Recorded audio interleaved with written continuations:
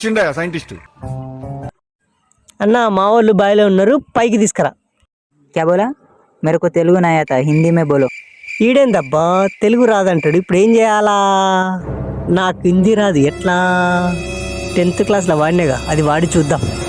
భయ్యా మేరా మనుషు అందర్ హే, బకెట్ హై, అన్నర్ హై, దించు హై.